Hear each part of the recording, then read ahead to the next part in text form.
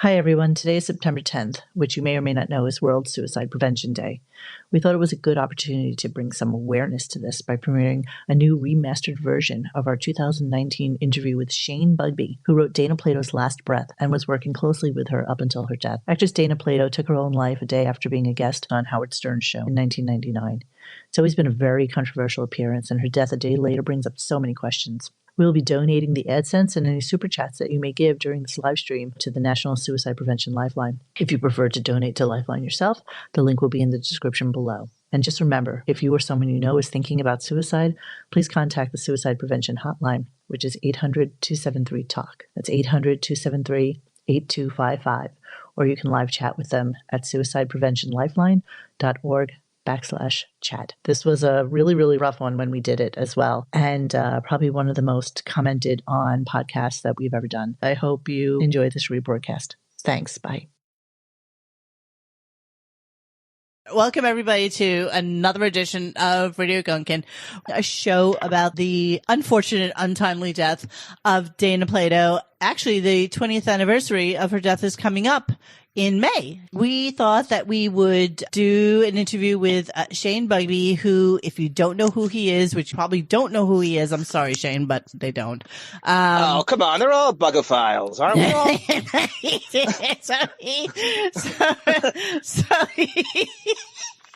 So he kind of almost notoriously did a recording that is kind of all over YouTube, where it's basically called The Last Breath of Dana Plato. And it's a little disturbing to listen to. It's a little uncomfortable, but it actually really gives you a good insight into where her mindset was right before she died. And Shane was the person who was kind of interviewing her and using her as a promotional vehicle for some big concert show that was going on. And I guess she was going to be the MC. And it kind of was weirdly almost a precursor to podcasts, because he did record a lot of their conversations with each other and all that stuff. So Shane, hi. Hello. Hi. And I want to know, how did this happen? Well, so I was doing a rock concert called the Expo of the Extreme. Right. And what I would do with this concert, it was a precursor to like the Riot Fest. The Riot Fest in Chicago took the idea from the Expo of the Extreme, it was inspired by that, and ran with this big multi-million-dollar, multi-city festival. And what it was like death metal, right? Well, what I would do is combine different underground cultures, punk rock. We had belly dancers there. We had sex workers. We had heavy metal. So we combined. We really had a really wild mix of people. It wasn't just death metal, but the first one was the first time black metal had been in the United States. So we looked for extreme artwork that was underground or counterculture, and we'd combine that with porn stars, movie stars, if we could, B-rate and stuff like that. You know. And what was your capacity? Visionary promoter, all that. I came from the Milwaukee Metal Fest, so I had contacts in some music biz, metal based. I'm a metalhead. And so, yeah, it was the vision and put all this together. For the second one, I needed a hook. And the National Choir had Dana Plato missing on the cover. She couldn't be found. Right. Her lesbian girlfriend couldn't find her. Right. This is my hook. And because So, the lesbian girlfriend couldn't find her. Yeah, I forgot you did the deep dive. Yeah. And so I have that call, too. I know. We're going to play that. Okay, go ahead. Yeah, it's on there. I remember that. And you know what? That was one of the reasons. That's exactly like it was on the Inquirer. And I was listening to Stern. I was like, if I can get on Stern, if I can do these things, I can score. My show will sell out. Right. And then when Dana Plato was like, they couldn't find her, or she was somewhere in Oklahoma and they didn't know. As an underground person, and dealing with subcultures and counterculture little groups, I knew through those channels I could find her. Well, let's play a little bit of that, because I happen to have a lot of clips that we can enhance our little story with. So I'm going to go with the National Enquirer one right now. I think they were trying to keep them away from us. Let's hear this. Hey, listen to this. You know the girl from Different Strokes? Dana Plato? Dana Plato, who was arrested years ago in a video store. Wasn't she trying to steal the money out of the cash register? Wasn't she robbing the video store, yeah. Well, this is unbelievable. Troubled Different Strokes star. Hold on, Johnny. How many years? Well, in succession, I'll tell you in succession. The actual caller called first before that. Since we're talking about the National Enquirer, that's why I thought we'd play this first. Yeah, whatever you want to do. Whatever you want to do. What were you going to say to me then? No, I was just gonna. I was just gonna ask, how long before this had she stolen from the Blockbuster? Stupid. That's thing. A couple of years, right? Yeah. Wasn't it? Yeah, it was. Shane, what was the first year you met her? Like, how far back do you go? Well, it was right there. It was right in the National Enquirer thing. So I reached out to underground contacts. In the underground, there's a lot of underground stuff. So it's like drug dealing, shit like that. Right. I reached out to some people like that, and they're like, "Yeah, she's working out of this video store. This guy who repairs video VCRs is her manager now, and she signed some autographs into the other day, but we can't find her." I hooked into that guy as his manager. I sent him $100, and I said, get her to call me. And so he did, and our relationship took off right away because I was very exploitive at the time. I said, "Hey, Dana, I want to get you, basically I want to get you naked." And right. On whatever you can do. Right. But, our relationship grew into something where I didn't want to do that. As she started to spill her guts, I was like, "Wow, you have a really interesting story. We should do a book and a photo book. You have such a crazy story." And that's basically how our relationship started. I was starting to, but that's a longer, We'll come back to that. Let me do the National Enquirer thing, and then we'll come back. Okay. Right. Dana Plato has vanished, and her lover Jennifer Wedgeby. Wait a minute, what's this? I didn't know she was. She's gay, according to this. Fears her cocaine addict girlfriend is on a downward spiral to death. What? She was on Different Strokes, the Gary Coleman show. That was a cursed show. Yeah. Every one of those kids is having a bad time. Yeah. Conrad Bain, is he still alive? I'm moving on. Was he shooting someone? The daughter in The Exorcist. Really? But her mom wouldn't let her take the role, and it went to Linda Blair instead. I didn't know that. Yeah. In action. She has her girl. I don't have any idea where she is. If she's still alive, I fear it won't be for much longer. She's falling apart, and if she doesn't get intense help, I'm worried she could lose her life any day. So she's back on drugs? She had drug problems before. Yeah, 34 years old, arrested in the early 90s for robbing a video store and forging Valium prescriptions. What they're trying to say is that this chick reached out to the National Enquirer to let them know that her girlfriend Dana was missing. She had stolen $700 from her. She had given her extra money, and basically she did nothing all day and just kind of hung around the house, even though she had offers for movies and offers for various and sundry things, but she never actually wanted to do anything. So clearly she was in the midst of her drug-induced just I can get high, right? No. There's not a lot of figure skating in Oklahoma, so I don't know what options she had. Yeah, I remember on Different Strokes they would do like figure skating episodes just to showcase her skating talents. Yeah, I swear to God. You know how like Dennis Leary always crowbars a hockey scene in everything he does? Well, they try to use the stars. It just reminds me of like I can have visions of like she's a cross between like of that generation's like Lindsay Lohan meets Miley Cyrus. She has like this sort of charisma, naivete, the sort of self-destruct downward spiralness of both of them, but at a time when you couldn't monetize any of that because we can do it. I like it. Well, and we were so willing to write everybody off, and everybody's such a how dare you star in a sitcom? You can't possibly resuscitate your career. I don't know if that's true. I think usually in Hollywood, what you do is you end up getting shit out. In that day, you end up getting shit out the ass end of porn. So it was common to monetize people through play. She was in Playboy. I mean, no, right. But that's easier to monetize them now because there's more outlets. Whatever you're talking about, Netflix and Amazon, and you could. Then all you had was Playboy. Well, she had drugs, and then she had that kind of, what the fuck do I do with myself? And, she always hated being called a child star.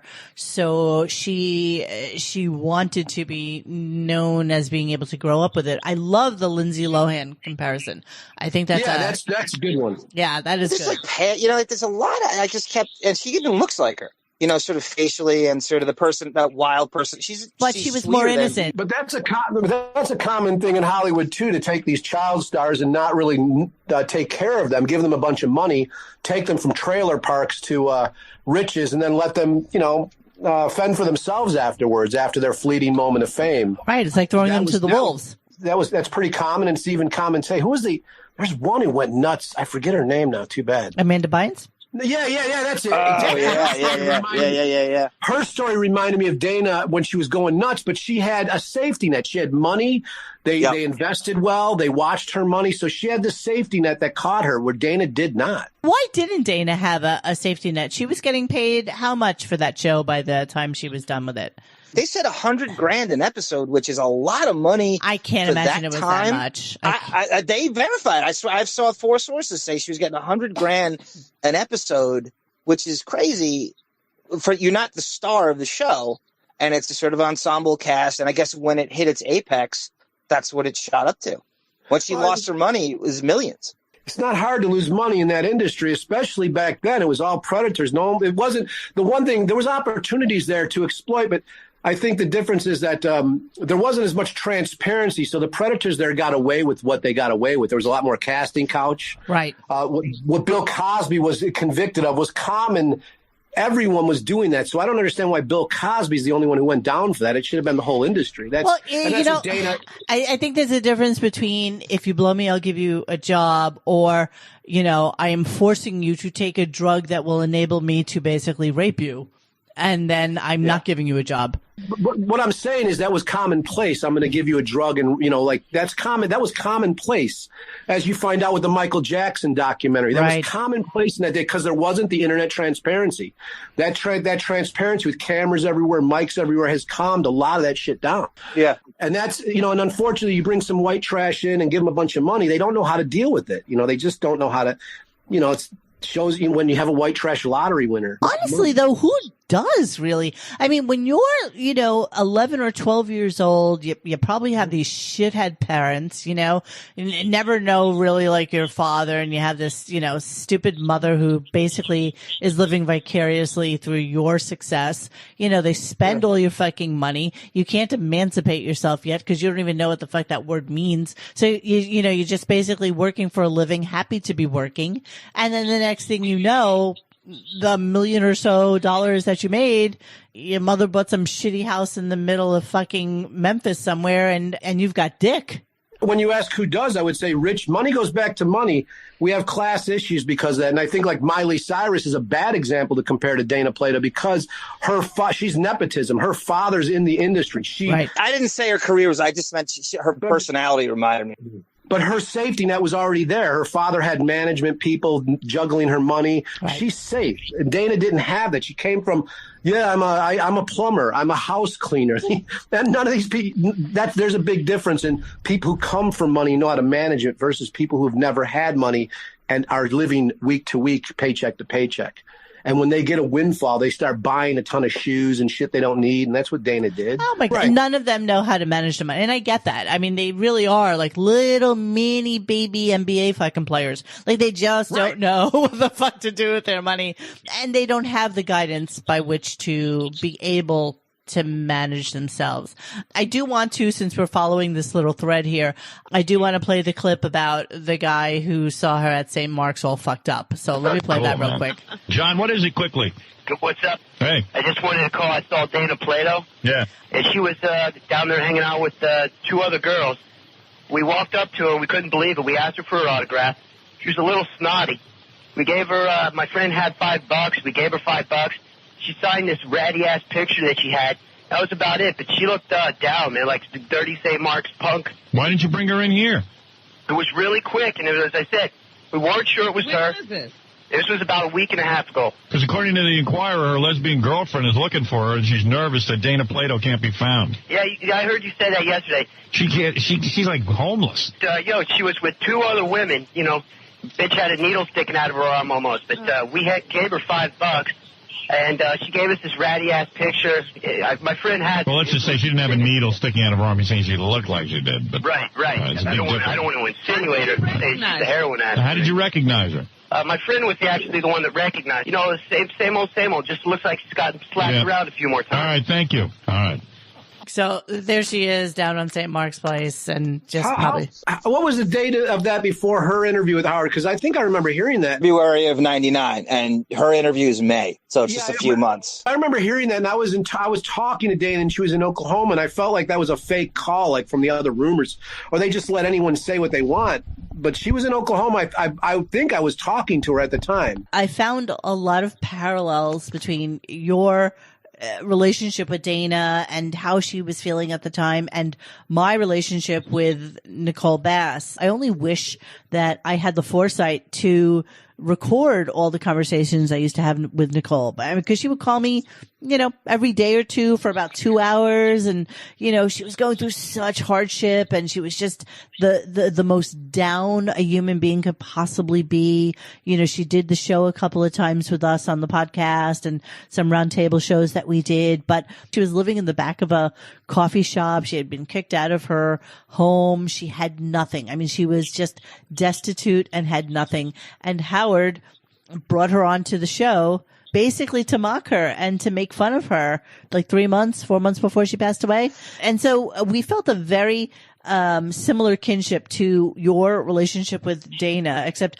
I had nothing to offer her except a forum by which to talk and, say whatever she wanted to say and have an ear for her. If I had recorded her, I somehow would have felt like if I had released it, that I would have been exploiting her. So I want to go back to, so you found her and you propositioned her about being an MC for this performance art show you were doing. It was a real simple, right? The guy got me on the phone with her, asked Dana what it would take and what she would do. What will it take to get you up to Chicago? What will it take for you to get to MC? What will it take? And we worked out a price. And I started to book her that, and she called me, and I said, let's do some business here, Dana. Like, I want to get photos of you. I was talking nudity and stuff. The internet was new. We'll build a website around you, and we'll split the money and all this shit. But as that grew, after her appearance, and it was weird, that whole fucking 24 hours was awfully good and awfully bad. When she died, I went out my door, and there was a person digging through my trash from one of the tabloids. And right away he goes, here, I've got $500 for 2 minutes of your time. And I grabbed the money and said, let's go. And he talked, and I watched my clock, and at 2 minutes I walked. He goes, wait, I got another question. I go, that's another $500. Nice. Walk in my house, extra. Everyone's banging down the door. They want 10 grand, 20 grand to talk. So I'm just collecting the dough. The internet was there at that moment. It was quick. It was instant. Boom. But there was a big rush to pay me to talk. And one of the tabloids, probably the Inquirer, they definitely led me into say something bad about Howard Stern and we'll pay you a lot of money. Damn him, and you will. Shane, that's the National Enquirer? I think so. I'd have to. Because, well, he had, Mike Walker was a regular Stern guest on Fridays. He would do the gossip game. And it's kind of funny. It's a long time ago. All right, it's probably that. Yeah. I was hit with a ton of media at the time, like a lot. It was surreal, first of all, to know Dana died and get on. The first thing I did was get on eBay and look at the prices of her things, thinking, "Oh, this stuff is going to go for a lot tomorrow." It was just weird because I was working on eBay, whatever. But what a bedside manner. I hear. Yeah. No, I'm the same. I know exactly what you're saying. I hear you. People deal with things differently, I guess. And so exactly. I got to tell you though, the Howard Stern thing, Dana was prepared for everything. We talked about what she would get into before she went in there. And at that moment, as she's like, before she went in there, we made a friendship. And I was like, you know what? I don't want to do the porn anymore. I want to do a legit book with you. Because she had said to me, she's like, man, all I want to do is be Tyler's mom. I don't want to be Dana Plato anymore. I just her son's death is the saddest thing in the world. We'll swing around. Let's swing around to that. Because that really hard, because he wrote me letters about that before he did it. So I got to tell you, that's a hard one. So Dana was like, I want to just be Tyler's mom. And she was genuine. She goes, I'm exhausted by this. And then I just want to get a small house down here and raise my kid like I've always wanted to do. I want to stop this. And I said, I think if we do this book and some other things, maybe that could work out. Right. And so we started talking about the Stern Show. I said, Dana, are you ready? They're going to nail you with everything. And she goes, yeah, I'm a professional. They've already done that. Look at the Inquirer photo. Look at the cover. Nothing's worse than that. Now look at that awful photo of me. I look way better than that. It's the worst photo of me in the world. So she had already been drugged through the mud and beaten up by the media. If anything, What else could you do to her? Yeah, she was like, it's no big deal. Because at that point, I was like, the apartment above my house I'm renting for. You come here and we're going to start working together on this book and working on your career. She was ready for Stern, and she was ready for all that. When she got off Stern, she was manic, but she wasn't upset by it. She was like, it's okay. I'm used to that stuff. I said, Dana, listen to this. She goes, how did I sound? How did I sound? And I said, you sounded great. You dealt with it so great. The fucking thing is, Dana, while you were on there, I'm getting calls from the Chicago Tribune, and they want to talk to you. And she goes, oh, what about the lesbian stuff? And I go, no, they want to talk to you about your old movies. They said they want to have, since Stern did that, they want to talk to you about your career. And then we got a call from a playhouse, and they want you to act. So things are going great. And she was so stoked. But the Stern show actually resulted in positive opportunities for her. A theater company wanted her to act. It was a small playhouse. She wouldn't have made a lot of money, but it was positive. And the Tribune, the Chicago Tribune, wanted to do a positive piece on her. She goes, they want to do a positive. I'm like, yeah, they're talking about your Disney movie and shit like that. They want to interview you about that. She goes, my God, it's been years. And so things were looking on the fucking up, yo. It was like, it was crazy. And she didn't hold Howard to anything like that. And when the Inquirer asked me to do that stuff, I said, I simply can't because it's not true. Dana did not have a bad word to say about them. And she, you know, but the perception from the listener, from our point of view, was like, holy fucking shit. He brought her in maybe 12 minutes into the interview. He started taking those fucking phone calls that he knew would be slightly detrimental to her health. You know, you could hear the fragility in her voice. You could hear the... Yeah, agree with you, but you're also like, you know, I haven't heard it in a long time, and I remember listening to it thinking it wasn't that bad because I'm used to Stern being really fucking bad with people sometimes, and I thought he was in the middle. I don't remember, like, I'm not trying to argue with you because it's so long ago and this is so hard to think back. I listened to it twice in the last few days. She couldn't have sounded more lucid. She couldn't have handled herself better. She couldn't have been more bulletproof from what they were throwing at her. And they kept throwing this sort of mania label on her. And manic. I know manic. Yeah. I don't think she was. Did she sound super sped up to you? You're supposed to have energy on that show. That's what they tell you to do before you go out. She didn't to me. I mean, she was on drugs, but it was prescription drugs. And so they had a hard time getting her up. They're calling me, hey, she's not getting up for her thing. She's in a hotel. And they got, you know, Gary, I think, had to go down there personally and bang on the door and he's like, because we hooked her up to our hotel, we were able to unlock her door and get her up out of bed. She was passed out. Did they pay for her to come in there, Shane? I think I paid for the ticket for her to go in there, and they paid for the hotel and the rest. How did you pitch her to the show? Because at that point, you know, it was done in Schadenfreude. It was done in tabloid. She's wounded. She's coming back, and they're weird. They have a weird velvet rope on that show. What they deem interesting to Howard and who he books. How do you pitch a plumber on cleaning out a drain? Dana was in that industry. She's a professional, and she knew what she was getting into when I booked her.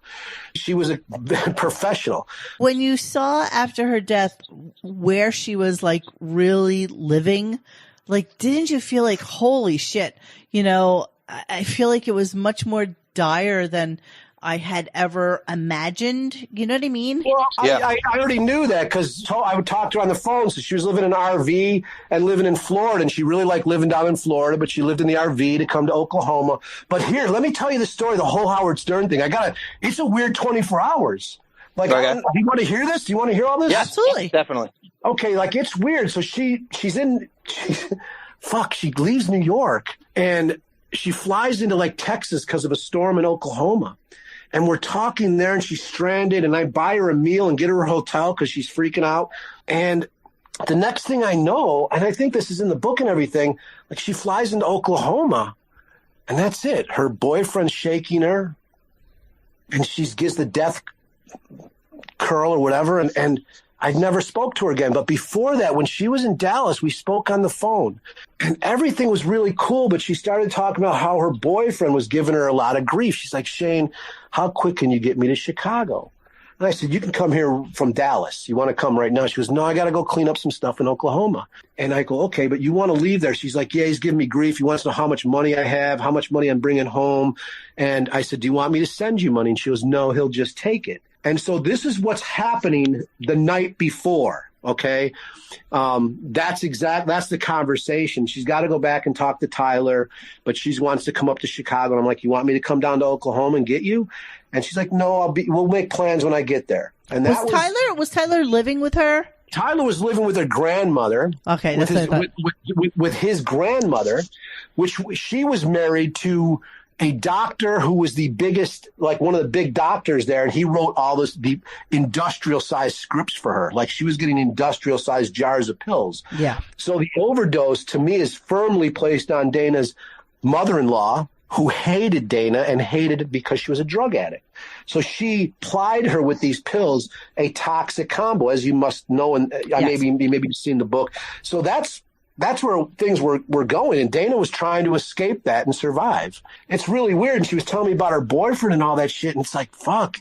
And the cops never called me about that stuff. Isn't it fucking surreal, though, when you think about it? There she is, talking to you about how she just wants to get the fuck out of there. And then the next thing you know, he's like, well, yeah, she's not waking up. Right? Right. She's sleeping here. And then I hear this weird snore. And it was surreal as fuck. I mean, and then he calls me, Dana's dead. And I'm like, what the fuck? Right. And I'm thinking right away, Chicago comes into my, like Chicago Shane. I'm like, yeah, fuck you. Don't, I'm thinking in my head, this is some sort of scam because I might have sent her $1,000 up front. Like you're trying to get out of the money. So there's something going on here. A scam, a hustle. But then I'm like, I don't remember the recording, but he's like, I'm at the hospital now. And before that call, Tyler called me and asked me about his mom. Where's my mom? It's Mother's Day. And I want to talk about fucking surreal and heavy shit. And like, I'm going to pass out because it's so fucking nuts. I'm a different person today. But back then, had I not been friends with Dana, I wouldn't have given us too much of a fuck. Right.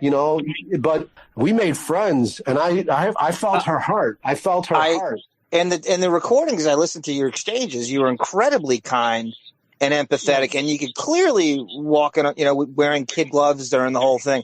And I suspect because you had, extra and hard copy and all those things around you, I suspect that it was because Monique, isn't it classic Gary to just deflect that all onto Shane? Hey, I don't know. Oh, the guy Shane's probably got it. And they're calling the Stern Show because they had said that all these child stars were calling the Stern Show, blaming them for enabling her. Whatever Dana said, and, we have some other video of like other people who have been on the show that he basically ripped them a new fucking asshole. They leave and say, and it was great. I was happy to be there. I'm not really that upset, but literally walk out the door and are fucking hysterical crying because he has excoriated them. Listen, Nicole used to say it to me all the time. No publicity is bad publicity. I'm okay with it. Right. I know what I signed up for. When you are specifically manipulating your phone calls, he manipulated the situation so that it would be bad fucking seeds, bad people calling. Yeah. Like, what was the end? What's the end fucking game with that? Like, you want to hurt her? You want to make her cry? You want to make her feel like shit? You know what I mean? I think it's the same as, old school pornography back there, like Extreme Associates, where it peaked out, where it's be as shocking and as abusive as you can to people, and most certainly women. Like that porn went to people who hated women, and Howard Stern appeals to people who are haters in a lot of ways. Like we get off on this visceral that shock jock is attractive because he's mean to people, because he's whipping them. It's the lions, throw them to the lions, the Roman type thing. It's modern day thing like that. So we are all getting off on it, whether we. You have a great point, and it's true, and I'm glad we evolve as a society where we could talk about the after effects of an interview like that, because no doubt it had an effect on Dana. I wouldn't doubt she got off the plane. Like, I want to think someone murdered her, and at the time, I really do blame her mother-in-law for giving her those fucking pills in such huge amounts. You can see Dana getting off that plane, seeing her boyfriend that's a fucking abusive asshole and is only there, as she's saying, because she's Dana, and then thinking about Howard Stern even subconsciously and just taking a huge handful. How insecure she is at that juncture in her life. So she takes all that in, and she uses horrible callers smearing her. And you know that's in her head. And you know she's taking that on the plane with her. And you know she's taking that in the next few days. And it just doesn't go away. She's an actress. She's going to put on a front, I had a great time, and high-five everybody in the background. You're right about that. And I come from a situation myself where I've been homeless and lived in a car and stuff. So, that stuff is heavy to deal with. It's heavy. What I wish I knew then what I knew now. We say that too all the time. I agree with it. It's one of the worst things that I've had to deal with in my in artwork. Like when you talk about it being exploitive and stuff like that. You said that earlier, and I was on Queen Latifah's show for this. And that was it was almost a riot in the place. They had to bring me out on my own. And they were blaming you in the audience, kind of thing? They tried to trick me on. They I will go on an edited TV show, but I will not go on Versus the Family. Or, it has to be live radio or something live. I don't want to be edited. Right. And so they had Dana's family there. And I'm like, I'm not going on. And then they agreed to put me on by myself. And me and Queen Latifah went at it.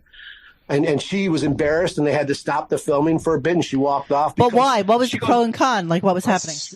Well, she came at me and said, you're exploitive. And I'm like, I'm no more exploitive than this moment here. The only thing different is you're making $100,000 a commercial minute. Right. And I'm not. But you're just as exploited by having me on here, if not more. Yours is layered, and you layer it with kindness, versus mine is just honest. Did Howard come up on the Queen Latifah show, Shane? I don't remember, because it just became a brawl with me. People were booing. I'm like, fuck all you fuck motherfuckers. You. Exactly. I was like, you're all here in the middle of the day. Why don't you go get a job? When I spitting at me and stuff, it was fucking brutal. Yeah. So it was just like, if you see the Queen Latifah clip, it's just constantly like, when I start to say something, I'm like, beep, beep, beep, beep. What was she trying to get at? That you were exploiting Dana, and therefore you have something to do with this? Yeah, like I was exploitive, and I don't know, somehow that was different than what she was doing. That's all I remember. And completely different than what you did on Howard. I mean, come on. And Shane, is there anywhere we can watch this? Is there any? Do you have this saved? Yeah, I'm going through this marvelous thing called divorce. I'm sorry. She gets every nasty divorce, Shane. You know how it goes. The woman always gets the Queen Latifah tapes. Yeah, I love that. I'm going to play a little bit of the Stern Show. Talking to Dana Plato. She is going to be in Chicago at the Expo of the Extreme, which is a mega concert including Motorhead and Fang. What are you going to do at this concert? I'm not quite sure, but doesn't it just go with all the controversy? Right. You know? So you're going to just show up and introduce some of the bands? Is that it? Sure. You don't even know what you're going to be doing there. Not quite, but I'm there. Right. You're just going to go there paying you, and why not? I really love this man, Shane. He's wonderful. He's been very good to me. It's good to hear her say she loves me. I know, and that's sweet. We did have a nice friendship at that moment. It was really nice. Motor? Yes, he is. I see. Yes. He asked you to appear there. All right. And I guess I'll be signing autographs and introducing, some of the bands. Okay. Yeah. Yes, Hopefully I get to sing with them. Hi, Todd. Get this girl out of here. She's a has-been. Oh, please. Come on. She just needs to admit that she's an ex-druggie, ex-con, lesbian with mental health problems. So that's your impression of her? Yeah. Well, she denies that she's a lesbian. I don't deny anything. She's trying to resurrect her career. Well, what's wrong with that? Trying to make some money again. No, excuse me. There's nothing wrong with that if you're honest. I'm honest. I am a drug addict, alcoholic. I am always in recovery. Alcoholic, you're an drug alcoholic, ex-con, lesbian with mental health problems. Have you ever done... do you know this for sure, sir? Absolutely not. Okay, then how can you make those accusations? Yeah, really, that's a little tough, isn't it? Don't you think?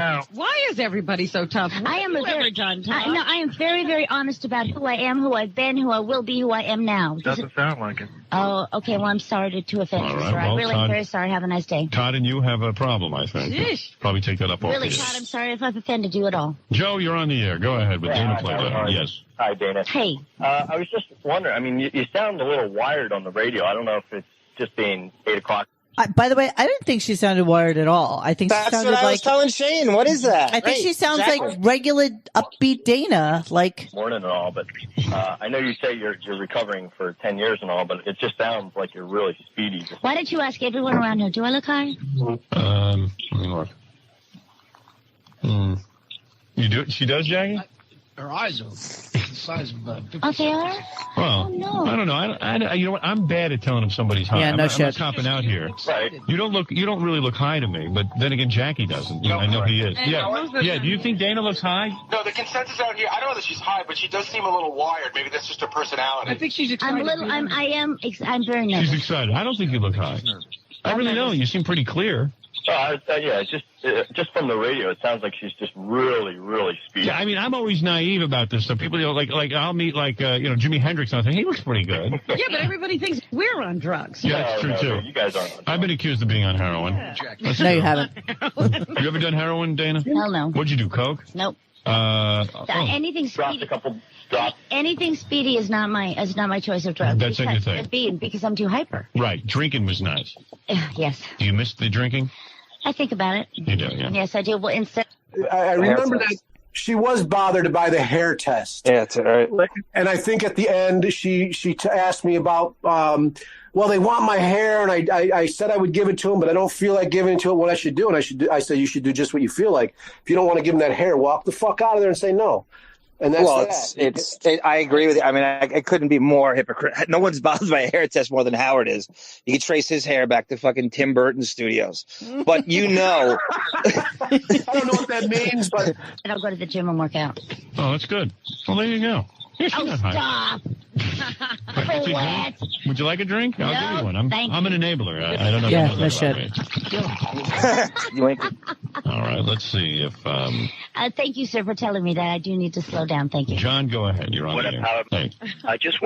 I want to say to Dana, I'm the one that saw her a while back when she was on St. Mark's a while back. Oh, same I was caller. wondering if she was still sleeping with that black guy that she was with a couple whiles ago, and if she's still cracked up on all those pills. She definitely sounds like a washout. Well, no. She says she's not high anymore. He says he saw her on St. Mark's. Hey, you want a UA? I'll do a UA right now. What's a UA? A urine test. Urine analysis. Yeah, really? I'll do it right now. Oh, knock your head off. You knock your headphones off. I will. You will do a urine test? I will do it right All now. right, Gary, get me a cup, please. Really? I believe you. Stop. I mean, she looks really bad. I mean, besides the bags under her eyes. No, she looks You good. didn't see Dana Plato. You haven't been living in New York, have you? No. She was living on the street. That's Gary not in here with living the in New club. York. How are you going to do a urine analysis? So was she in New York, actually, Shane, like 2 weeks before this interview? Oh, no, she wasn't. That's what we talked about earlier. Like, when that guy called, she wasn't in New York. She was in Oklahoma. I mean, she had no money. How the fuck is she in St. Mark's? In February, right. Yeah, she was stuck in Oklahoma, hating her life. Right. That's what was going on. Okay. And trying to escape her abusive girlfriend. So I mean, that's the honest to goodness truth. Where are you going to send it to? Yeah, drink it. Wait, what is this? We have tons of people. We do, those DNA tests because when people sleep with each other. Right. So I have a guy. I hate Gary. Dana, maybe that would put all these rumors to rest if you took a urine test. You know what? I shouldn't have to do that for people, but I will. What? That's exactly right. She doesn't have to do that for Dana, people. Yes. Are you still sleeping with that black guy that you were staying with? Or? Guys, that's a racist. Were you even sleeping with? No, could you please explain that to me? What do you mean, Todd Bridges or Gary Coleman? Well, that was the rumor for a long time that she was double teaming the both of those. Oh, get out of here! That's absurd. Yeah, go ahead. No, well, that guy on the phone was saying that Dana took John for an autograph. Oh, I don't believe that. Do I believe that? No. Man, just so many rumors swirling. I've never met anybody so You know how controversial. hard it is for me to go through life? You don't even know. Oh, I bet you I do know. It seems to me like everybody's attacking you. That is why I moved out of the city. You got out. I'm gone. I'm done with that. I see, I'm tired of defending my character. I know. I am who I am. What you see is what you get. What I Right. say is what I mean. This is it. This is it. You know? Wow. I'm about peace. Don't do that. I'm trying to get into that myself. All I'm trying to say is that, and I do a lot of community service, you know. Right. I'm What kind of community service? anything. When I was in LA, I fed the homeless. You did? Oh, yes, 3 times a week. I never did that. You're a good person. Better than us. I'm a nice girl. I really am, and you know. Hi. I just want to tell you that, first of all, everyone always calls in to insult the famous people who are on the show, and I totally think I think they just want to hear themselves speak. Dana, I think that you sound great, and I think that it's fantastic that you're feeling so good about yourself, because I know somebody who actually was a star on about 15 years ago as a teenager, and... So you support Dana and you... Excuse me? You seem very upset. You have touched her. You have touched her. You're crying, I see. This is the nicest thing, really. Thank you so much. See, that emotional instability is what gives you that kind of feeling that, that... the slightest support, and she turns into that. Like, you just know she hasn't gotten anything close to that. Like the nicest thing besides Shane that anybody said to her in fucking 10 years. It kills her. It fucking kills me. It is heavy. It is heavy. It is, right? I know. Yeah, you know, and I got to deal with Tyler too. Like it's you know, that's real heavy. And I know the book I put out, you know, probably bothered Tyler a lot. Oh, wow. Thank you. You've really taken a lot of crap, haven't you? Oh, yeah. I'll console you. Well, I think you sound fabulous. I don't understand why people are all attacking you. I don't either. I really don't. But that's okay. You might need to smoke a little weed. I'm telling You you. know what's funny about that is when I did used to smoke pot, people thought I was normal. Now that I'm straight, they think I'm on speed. Wow. No joke. Ma'am, on the phone, are you a lesbian? Me? Yeah. Absolutely not. No. It doesn't matter either way. But thank you so much. No, thank you very much. Yeah, that really touched you. I see you're really crying real too. Go ahead, Rich. Howard, I got 2 points to make. First of all, somebody that doesn't do drugs does not marry somebody they only known for 6 months. Number 2, why don't you That's not true. Why don't you get a urine sample from her, Howard? We're going to get one. Why are these people caring that much about Dana Plato, who hasn't been in the world's eye for at least, 8-10 years at this point? Like, why do these people hate and care so much? It's a Schadenfreude show. It truly is. Explain that word. You don't know what that means, Mr. You're the Julian Schnabel of Chicago. It's a. It means the.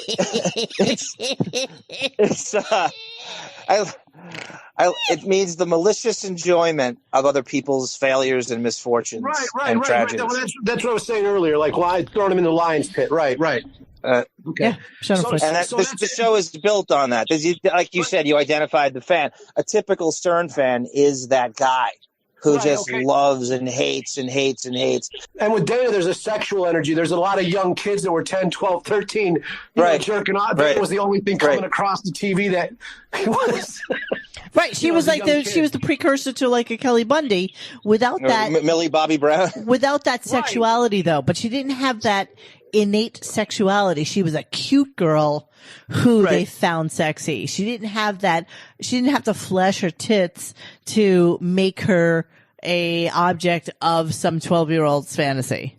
Right. And at the time, you had 3 channels, and you had the Beverly Hillbillies or whatever weird shit, and then you had Dana Plato. That's right. So like, that's all I watched. No, you're right. You watched everything. All those shows, all those sitcoms. We knew it. That's why it is so popular, because you reference Gary Coleman and you reference everybody knows that reference because you did. You watched everything because you only had cable didn't come along until like the early 80s, and you still watched all that network shit. I just think there's something to that toxic masculinity we talk about now presenting itself there. Like, I can't get laid, I'm going to take it out on you. Why don't you take a drug test, bitch? You know, like being angry about the thing that you was a sex symbol at one time to you. But you don't have to take that fucking phone call. I get it, but when you're getting paid that money, that's what his job. That's what he did. He took the Steve Dahl shock and perverted it. That's exactly right. A nuance to what he was doing, a beautiful nuance. Steve Dahl would have never done that. That's true. I got to tell you something. Steve is my biggest idol. Steve would have never, ever done what was done there. Right. Never. Monique mentioned Nicole Bass before. So it was that sort of nature of these people who were so on the edge of downward spiraling and drug problem. And he was obsessed with all these people. He spent so much time exploiting them, picking at their cards. As an artist, I always saw that as a reflection of Times Square. I mean, you go to Times Square, you got any kind of porn you wanted. He was really a reflection of New York, old New York, Times Square, New York. That's how I saw a lot of what his. But worse, because he will tell you today to burn both of the books that he wrote because they are so mean-spirited and hateful and evil and jealous and snarky and snide and just overall mean. And, and he tries so hard to now portray himself as not being that person, that these kind of tapes and these things that we're listening to right now are things he chooses to forget. He has the archive of all these tapes from these old shows. He will never play them on air.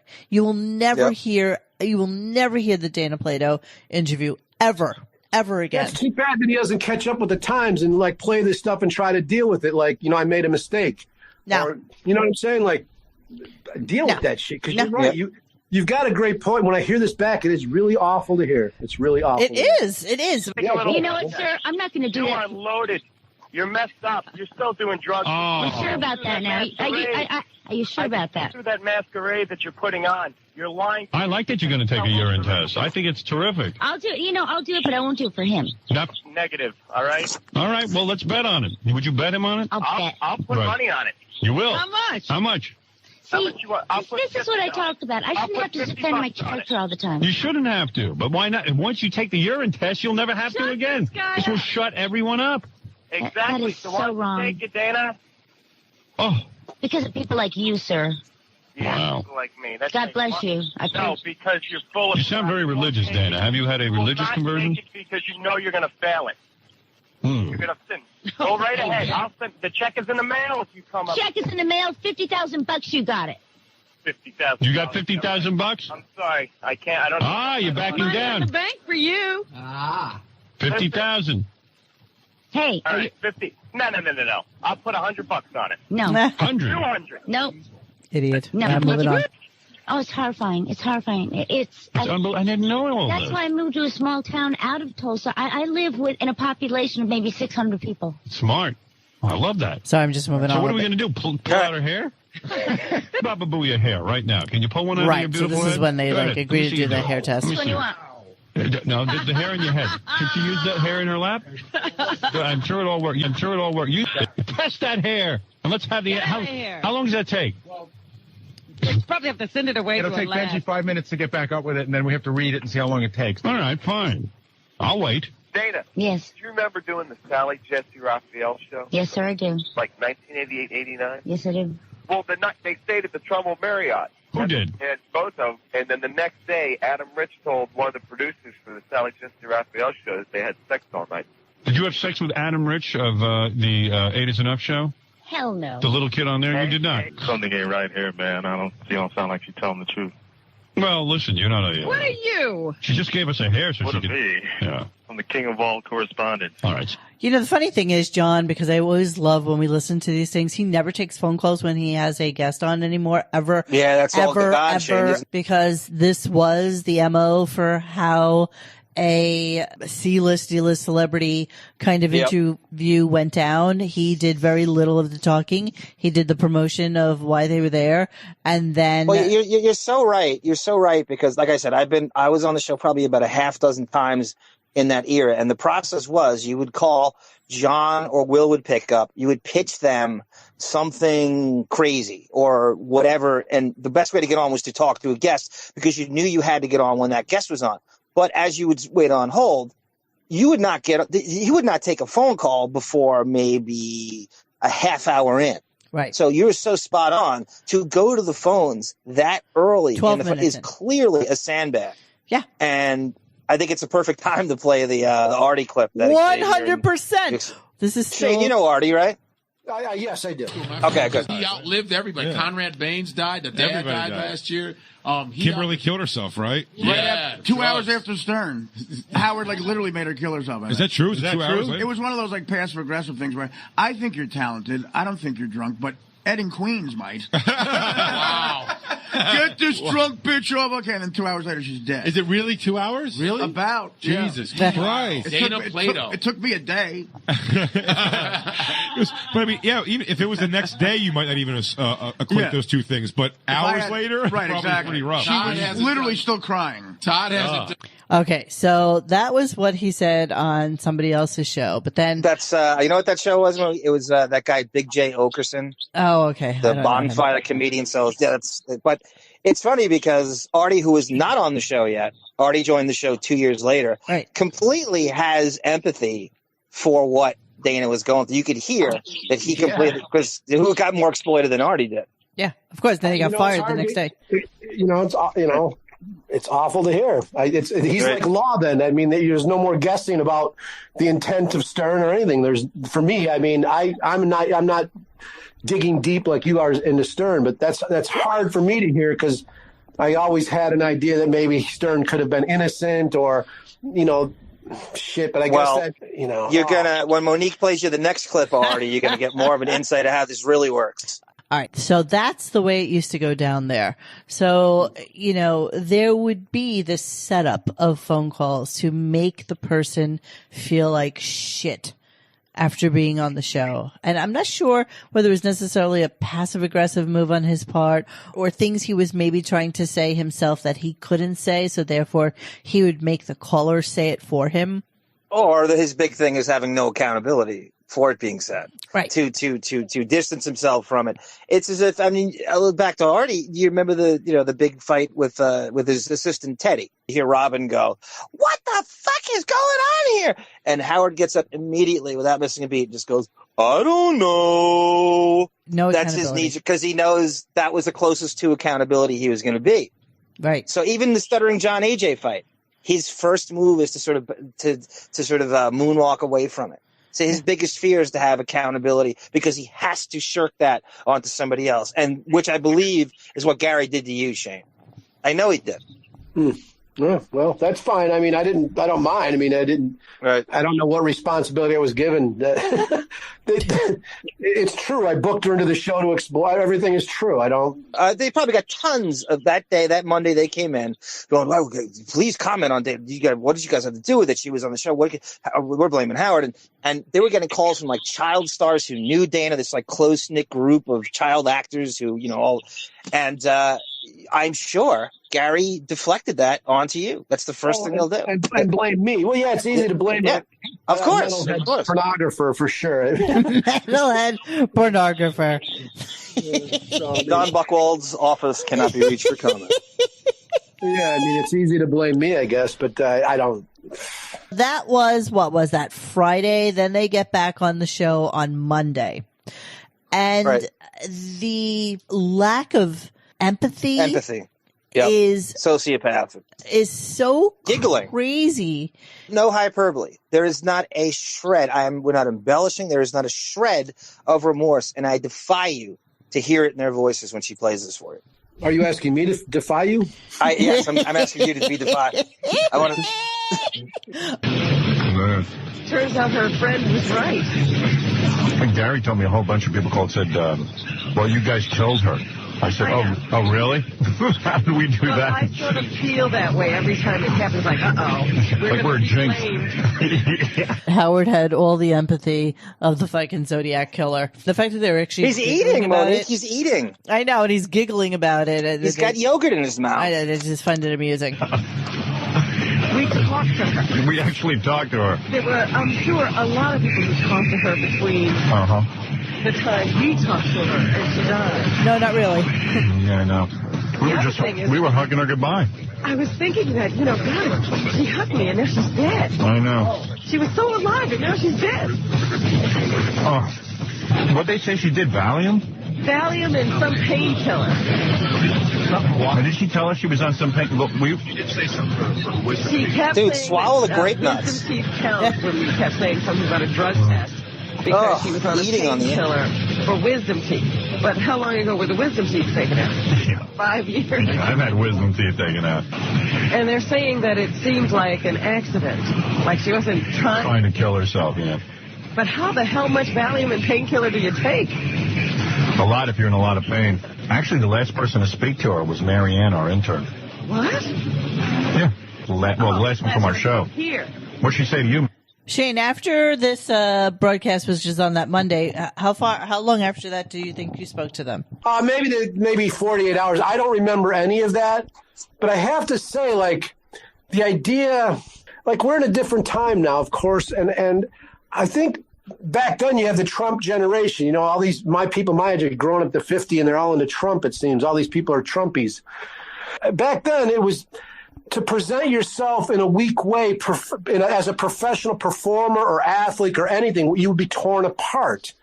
Like, that was not what people wanted to see, and you're professionally on a stage. I wonder if Stern broke down at his counselors, what I'm saying. I know for me, it took me a long time to process what happened because of all the inquirers and stuff like that, and I was in a mode where bands are flying in. There's so much going on.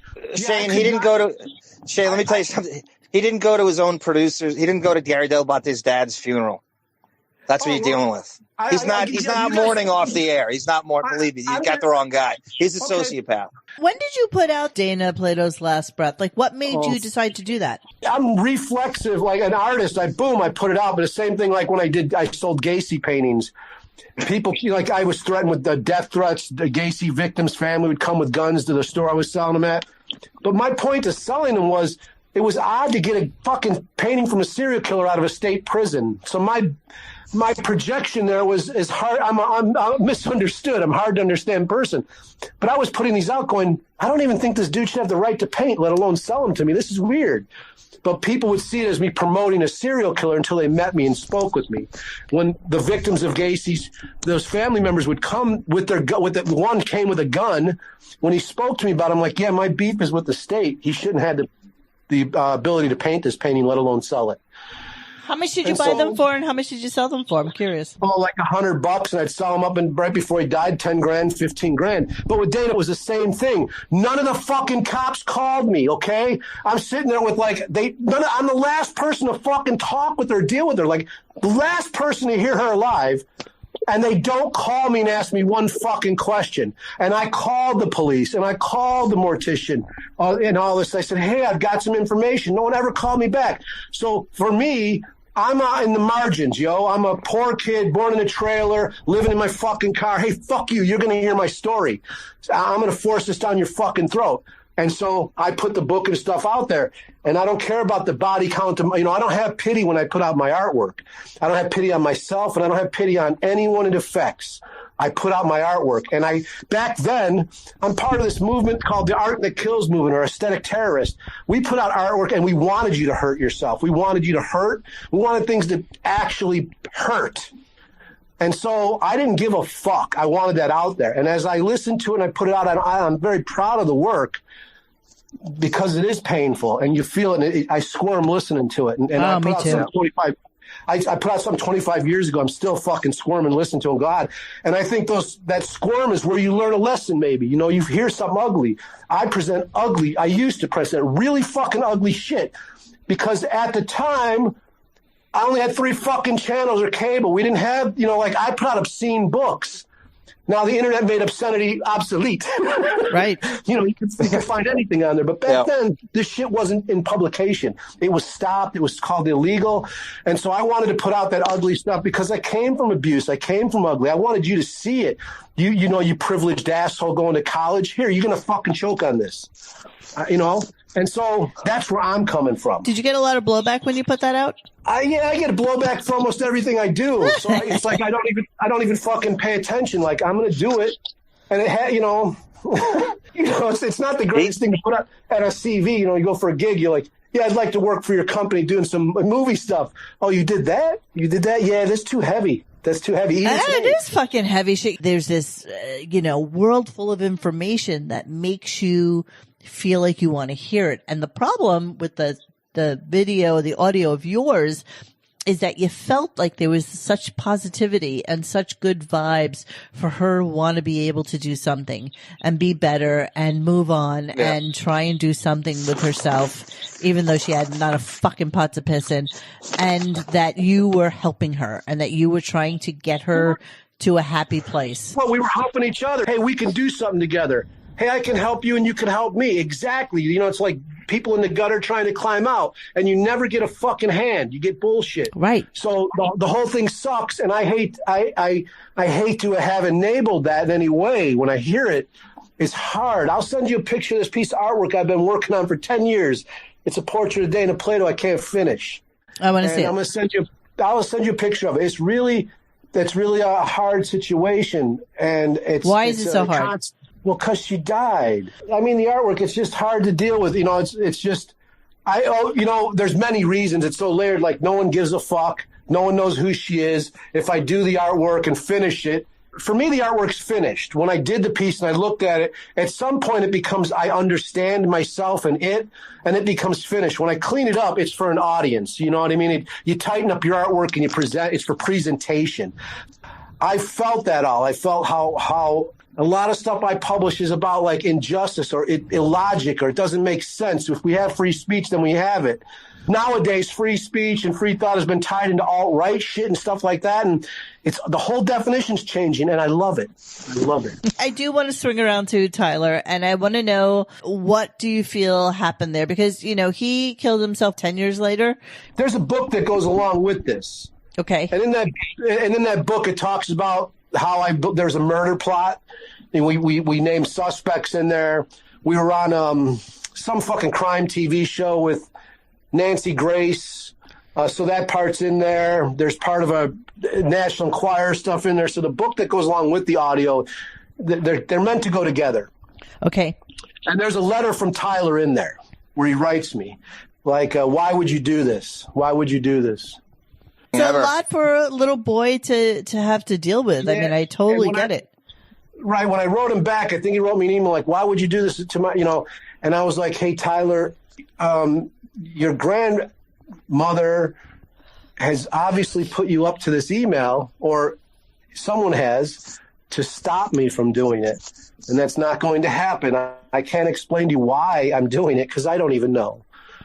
But it's unfortunate that you have an adult in your life that's is triangulating this with you, and you should consider that. And that's what I wrote back, something like that to him. Like, I thought his grandmother was an awful person, and I thought his grandmother killed Dana, and she was definitely in some sort of conspiracy to do that or something. I mean, who gives a fucking drug addict an industrial-sized pill bottles of that shit that together, and that's in that book, together those are known to cause death? Why would they fucking do that? And why wouldn't the Oklahoma government go after the fucking dude writing the scripts at least? But didn't they say that she stole from his pad and wrote herself a prescription? No, that was in the past. These were legit prescriptions. She was on the up and up. Everything she was doing was on the up and up. She wasn't drinking anymore. What she said on the Stern Show was true. She wasn't drinking. That was the deal. She was going to meetings. Because she didn't have to drink. She was getting hammered with a bunch of pills, handfuls of pills. Right. And people say she sounds sped up. I think she sounds slurry, like she did on the phone sometimes. She would, I'm just tired. Just tired. And then when I found out there was industrial-sized pill bottles in her RV, I'm like, what the fuck? Everyone was in on this? Like, even the boyfriend was like, didn't give a fuck, let her die off. Like, there's more in it. Because he knew Dana was leaving her. He must have let off signs. Right. Or she might have even said something like, I'm going to Chicago with Shane. He's like, here, have some more pills. Take all the pills you want tonight. Right. Shane, you made a promise. You made a promise in the tapes we listened to her son that you'd look after him. And how much contact did you have from 99 to 2010? Yeah. What tell me this promise. I'd like to hear it. Well, you said, Monique, remember that in the tape she said something like, who you were speaking to, maybe it was her husband or her boyfriend. Oh, I think. You said, whatever you need. I think he wanted to be an actor. I think the little boy wanted to be an actor, and he wanted help in trying to figure out how to get into acting. And Shane promised him that he would help him, move that along somehow. That shit ended real quick because I wasn't on. The grandmother pulled him away, right, and used him. You know what I mean? Like I said, to triangulate the situation to try to get me to stop what I was doing because they were obviously guilty of something. I mean, give me a fucking break. That's a doctor. These are college educated people. They're not drug addicts. It's not a biker son or heroin. This is fucking legit cover up shit. I think you guys should keep pushing this stuff and interview those fucking cops in Oklahoma that didn't fucking call me and didn't follow up on that shit. You guys have something here, and that's legit. Like that's fucked up, and that's illegal shit. So yeah, Tyler was pulled away from me when I said your grandmother's triangulating things. That was it. I didn't ever talk to him again, but he knew, and I let that known to him more than once that he could always reach out to me. He never did. He stayed with the grandmother. She had money. And she kept, Well, what choice did he have? Where else was he going to go, really? I mean, he had no choices at that point. Different guidance. You have a rich grandmother. You might be going to school. I mean, his father's a fucking dick. Dana's a lover. Like that guy. Have you looked up Lanny? No. Yeah. I haven't. Oh, God, that guy's classic. He does hunting. He's all over the fucking country. Does hunting things, escapades, he has all these bullshit businesses. Never had time for his son. Amazing. So having a decent parent or grandparent can do a lot for a kid. I think his suicide is a reflection of how fucking ill these people are. Yeah, I'm sure. And how disgusting they are. Let me read something, Shane. I just want the money situation. I don't want to harp on it, but this is how it went down with her fortune. It's okay. It says, 1980, the same week her mother died of scleroderma. In desperation over these traumatic events, she signed over power of attorney to an accountant, disappeared with the majority of her money, leaving her with no more than $150,000. She claimed the accountant was never found nor prosecuted despite an exhaustive search, and that had been stolen more than $11 million from other people's money and $4 from her. So what happens again, it's just, let's say that she maintains her money. What road does she go down? Does money cause this, or is she just destined for that, regardless of the financial straits or not she's in? I think it's the idea, what you had mentioned earlier. You guys mentioned earlier about the abuse that, that like body keeps the scorebook I was talking about. And you said she just attracted abusers. So she was like, I asked her about money. And she's like, well, we're good. I was able to buy the RV with some money. And once in a while, someone will want to do an interview, or something like that. And I get paid. So and she was okay with that? Well, she made a little money here and there, Dean herself. I mean, she could make 10, 20, 30 grand, like dropping into a movie or something like that, So she was making a little money like that. I didn't say she was okay with it. She wanted more, and she wanted to have a house and raise her kids, she said. I really believe that. I really believe that that's what she wanted.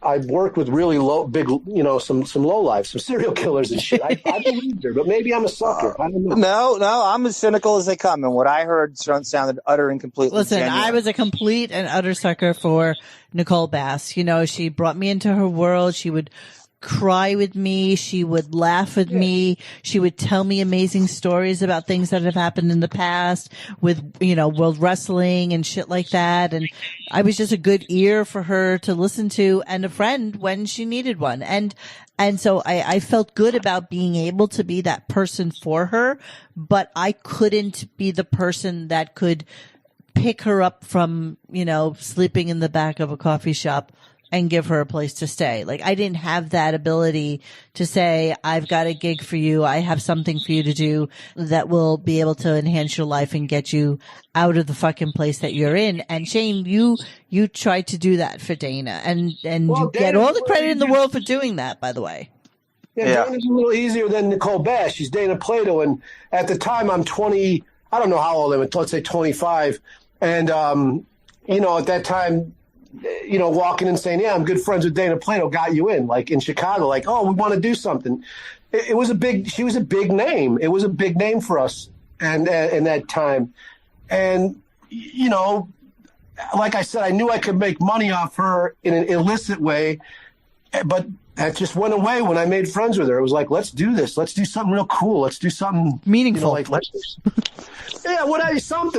cool. I remember her telling me a story about, I don't know, in there, but I don't know if it made it about hot dogs. It maybe made it on those tapes where she's in Grant Park, I think, watching Garfield. Oh, I don't know. Yeah, it's on there. Yeah, it's on. Okay, yeah. So those are the stories she would tell me. I just fell in love with those stories. I'm like, tell me more. This is behind the scenes before the internet. So you're hearing about this star spending her money, sitting in a tree, having a hot dog at a concert. I'm like, this is fascinating to me. Yeah, no, I can see it. Today, but it was a big deal back. You made a nice attempt at picking somebody up and trying to help them reinvent themselves and be a better person. And it really is a fucking shame that it had to end the way it did.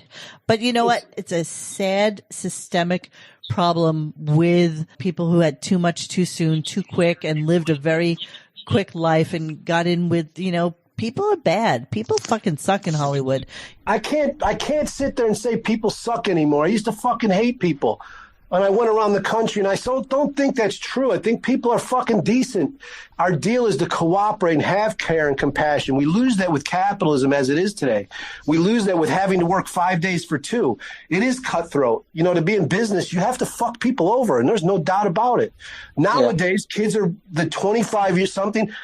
It feels like they've got a different vibe going. They're trying to do things differently. And I really hope I live to see the day that happens. But quite honestly, working 5 days for 2 at all is a fucking awful life. Yeah, but those kids are much more self-aware than I ever was at that age. I love that you see this. I love that you hear this. I love that. I love that. It's great. The Parkland kids, you know, you talk about David Hogg, and, you know, they woke up and they said, and they had this huge thing. And there was a girl who killed herself last week. This shit's still going on. It is so horrible. It is two of them. There was a guy, one of the parents in the Sandy Hook shooting. So it was going on. And those kids in Florida woke up and they took a stand. And this is what we're supposed to be about, is protest and change. And so they said, they woke up and said, no. They don't give a shit about it. When phones, I was studying the internet and I understood phones had little cameras in them, but I understood that we would all have our TV channel eventually, like in the next handful of years. So we went around the country and documented a lot. But the one thing I knew I would capture is the last moments of American innocence, media innocence. Yeah. And as that road trip went on, we're doing interviews and people are letting us into our home like we're a big deal. And we're just putting them on the internet, on YouTube. But everyone thought it was the biggest deal because no one was doing that then. I love that. And you'll see inside in the document, it's great because we did catch that. And in the middle of this trip, all of a sudden, I'm watching TV news and stuff, and I'm like, so I see this, and you see people coming out, usually when their child's missing or killed, they're, oh, God, in tears, and they can't handle, they're shitting their pants on TV. But no, this person comes out and is ready for the press conference. Okay, I'm ready. Yeah. And so people were starting to get into this, I'm taking video, I'm media savvy. And it was amazing to watch that middleman, the newscast, the news become obsolete. Right. Because people are in control of their own destiny now by way of their own personal. As an original podcaster and vlogger and all that, it was beautiful for me because that's what we were doing. At that trip, we were called like the Johnny and Jane Appleseed of podcasting. And so to see the David Hoggs of the world fruit, it's like, oh my God, that is exactly the deal. That is exactly the fucking deal. Like they knew how to deal with that immediately after the shitstorm, which was beautiful to me. Holy fuck. They got dealt a hand, and these kids have the energy and anger to deal with it and grow from it. And there's generations of, they're literally not gonna take it. And they're organized, and they're using social media to organize, and they're protesting, and they're speaking up. And a lot of my generation can't seem to handle it, or they're jealous, or they're not. How dare you? 45. Yeah. Okay. Yeah. Right. Yeah. They're idiots. They don't. Yeah. Exactly. Right. Idiots. I'm 50 and a bunch of fun. No. There's a castigation about the M word. So we say millennials, and we paint them with a broad brush, and they're all saying, "I'll tell you what, I was a fucking moron. I was a total goofball shithead at 17 and 18. I ain't protesting like that. I didn't have the balls for that. I just tell you? And I put out some of the most awful books known to man. I tell you, I put out really awful shit. And now looking back at it, I'm like, I don't know if I would have did all that being as connected as I am today. I'd be more sensitive. About it. I would think about what I published. I didn't have that guide. It was just nothing there. I was but wait, not only did you not have that guide, but back then there weren't going to be 2,000 people on fucking Twitter retweeting that, look what this douchebag fucking Shane just said in this book. Right. Like you didn't have that instantaneous gratification of either fucking with somebody or praising someone. And that's where we are today. Immediate accountability is beautiful to me, It's a ridiculous thing. I always say to the guys on our forum, I would love to be 17-year-old today. I would have completely embraced the entirety of like Instagram and being just like a fucked up cunt on video and just being this bitch that I would have loved to have been at that age because I was that girl. Yep. But I just had no way of being able to put it out there and be an influencer or make myself into something. It's funny you say that. I say I want to be 10 years old. If I had one wish, I want to be 10 years old right now to see what the new era, because we're part of this dead era, Yeah. As a Gen Xer, I feel like we were the surplus generation. Like they didn't know what to do with us. They didn't know what to do with us. Technology. But I know. We got away relatively unscathed until 9/11. Like we lived drama-free lives until 9/11. We lived in this oblivious, delicious bubble of fucking, Depeche Mode and Grease and, stupid fucking TV shows like this stupid one that Dana Plato was on. And we lived in this world of canned laughter and, butterflies and fucking rainbows. And it was almost like the internet was the equivalent of MTV for us. The time you spend on the internet now is what you did. Like your dead time was just throw MTV on and memorize lyrics and videos. Though, John. I'm on the fucking internet all goddamn day. I mean, really, between my phone and talking to people and researching shit for the forum. I mean, that's all I do. That's really imagine having that at with your precocious brain. Yes, I do imagine 16, that. 17. Yes. It's crazy. It's a crazy combination, and it's scary to think about. And I would have made triple the amount of money. All right, Shane, we're going to close out on you because Johnny and I are going to talk about a bunch of other stuff. Shane, is there anything you have to promote? My name on Google. Just find it. Twitter's fine. My Instagram. Shane Bugbee at Instagram. Creative Class Trumps rulingclass.com. That story I told you about traveling the countries at USAOdd.com. All right. I love all of that. And Shane, thank you so much for talking to us. We don't forget her. So we just want you to know that we still have her in our mind, especially coming up on the 20th anniversary of her death, which is insane to me that it's been that long.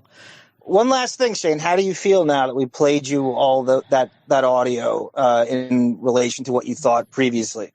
I appreciate the accountability of today. I appreciate that Stern's being taken to task on things like that.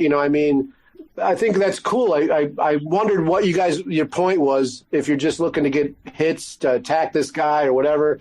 But it's reasonable what you're saying. And he should, I don't know, he should say something about it. He should say sorry if he did that stuff at the very least. I get back in the time, maybe it was acceptable, but it's not. It's just awful to hear. And Dana was a cool person. She was really cool. And her son, a lot of people suffered. And I'm glad that you have a truth going out there, like that. That's cool. Thanks. And thank you, Shane, so much for coming on. We really appreciate having you.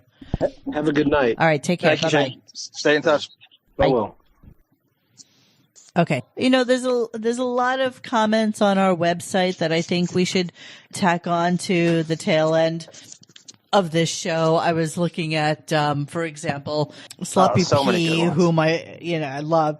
Basically she said, Howard being the bully had to bring up every single low point in her life. Like 1, drugs and alcohol abuse. 2, Playboy spread. 3, softcore porn. 4, having a child at a young age and losing custody. 5, accountant stealing millions of her dollars. 6, bad relationships insinuating different people she slept with. 7, bad parents and being a child star. 8, Todd Bridges breaking her arm in a wrestling or play fight. I'm sure I missed many other points, but damn, no wonder. She must have been so embarrassed, plus the callers attacking her. I also wonder if any of these callers back then were set up by Howard, a la Buchwald callers. Yeah. Again with Sloppy P. Mo mentioned Howard enabling Artie and Hank, the angry drunken dwarf. This is a big tie into the passive-aggressive behavior 99 uses to gain from the other's misery, just like how he had callers do his dirty work when Dana was in the studio. Let's not forget, Artie did attempt suicide, be it badly. So I was loving what Cyclone said. So let me read that to us. Yeah, because I really liked great. it. I was going to read that too. Okay. I don't know where to begin except by pointing out the obviously rancid and completely inappropriate tone. So this would have been callous had she just been popped for a DUI that weekend, never mind committed suicide. Opening the show with laughter, then continuing the laughter throughout that discussion. What can you say about that other than, and she puts a little vomit emoji. It's almost as if Team Buchwald came up with the quote, if we downplay our role in her death and laugh it off, it'll be like she didn't really die. The attitude of everybody is as if she's still alive and just slipped and fell on a sidewalk or got caught by the paparazzi picking her nose or something. Not dead. Even Jackie was chuckling in the background. But make no mistake, there were several phone calls and probably a conference call or at least heavy activity on Lotus Notes over the weekend on how to best deal with the situation. They didn't just wing this approach. They even had Anne-Marie teed up with her, no, you totally didn't kill her boss phone call. Yep. And this is the best that they came up with. Translation, there isn't one actual human being amongst them. I'm starting to think that more than anything, Howard and Don magooed their way into their empire. It's a great line. This wouldn't be an excuse and it would be just as awful, but I could understand it more if it had been Howard's first rodeo. I could see a quote, looking to make his bones shock jock in some third-rate market, getting his first crack at a star. However F-listed on the ropes that star may be, getting carried away and trying to make a splash off of her. But 1999 Stern, post Private Parts, book and movie, in syndication all over the country, E-show, and this whole plain gotcha bullshit only serves to show how psychologically unevolved he's always been. By 1999, he was already a few years deep into therapy, but he just learned jack fuck from it all. Say he took the hair sample for analysis and officially, quote, caught her using drugs. Then fucking what? Is he going to pay for and hold her hand through rehab? Or would he have just laughed, shook his head, wagged his finger, and tut-tutted her until the next damaged soul staggered into his studio? Fucking asshole. Also, can someone please call bullshit on Howard simultaneously trying to play gotcha and play dumb at the same time? You can't have it both ways, Fee. Finally, Howard's MO with Plato and Artie and Casey and every other wounded human being who walked into his studio is to let them decide if they're fit enough for the toxic environment of the Stern Show. That's like putting a kid in charge of how much ice cream he gets. They're not in a position to decide. How generous, kind, and understanding was it to tell Artie that he could go to rehab and his job would be waiting for him when he came back if Howard knew Artie was never going to take him up on it. Excellently written, Cyclone. Shit. This is Hello Kitty. She writes a great post. Here's the answer. They totally fucked with her. Howard and staff are responsible. Good guy, bad guy manipulation. Stern pointed at the drugs. We have her hair. No need to test it. We know the answer. Stern said her dramatic tug of war for the hair developed moments after the show ended. She gave us the hair. Then she said, no, I want it back. And Gary wouldn't give it back. It was a whole big mess. Stern said Plato grabbed the hair momentarily and then relented and returned it again, professing her sobriety. Then hopped on a plane and sat 2 to 6 hours thinking about, quote, the hair in the monkey's grip. Sure, they twisted her all over that hair. Howard Stern and crew, I only surmise, were pretty nasty to her. I see the Howard Stern's so-called men attacking her. I would say Gary is fully responsible. He was way out of line. Manipulating monkey, he's that kind of guy. Who needs knocked out, and then when wake him up, tell him why, and then put him to sleep again. Great post. Great post.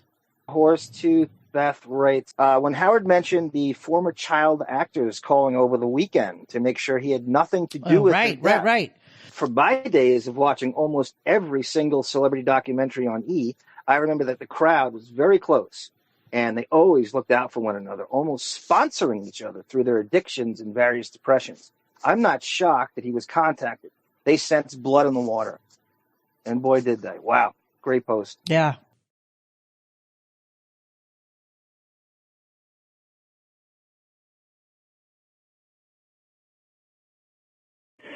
Hey guys, it's amazing. I don't want to sound like the Gooch here, but it's amazing how much. The Gooch. That's a good Different Strokes reference. Go ahead. It's amazing how much Gordon Jump sounded like Tim Sabian in that clip. You know. You're right. You know what? Honestly, Gordon Jump was the guy who played the bike shop molester. You're right. He does have a voice similar to Tim Sabian. Exactly. I got two for you guys, and it both involves jealousy. First one was the second one's more obscure. The first one was a famous Reggie Jackson episode where Willis didn't want to look like was embarrassed by his boys, so he lied that Reggie Jackson was his real dad. Yeah, I remember that. And he had Arnold. And the second one was, you remember that Kimberly got jealous of the attention Arnold and Willis were getting, and she came out, she cut a song behind her, using her dad's money, I might add. And I'll never forget it. It's haunting my whole life. It goes like this. It goes, you always said you knew I was gifted, but you never told me just how much. Zoo-za-zoo, zoo-za-zoo.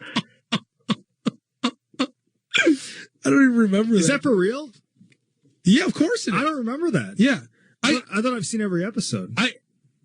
What happens in the episode, Dom? Oh, is he gone? Oh, okay. Let's move on to the next call. I don't know what just happened there. I guess we lost Dom. I was impressed. That was pretty good. Yeah, that did sound good. Zach in West Virginia, what's up? Thanks for hanging with us tonight. Please join us for any discussion at radiogunk.com in the forum section. Follow us on Instagram or Twitter at Radio Gunk. And don't forget to like this and subscribe to us and hit that little bell so that you know when we're going to have a new show. Thanks.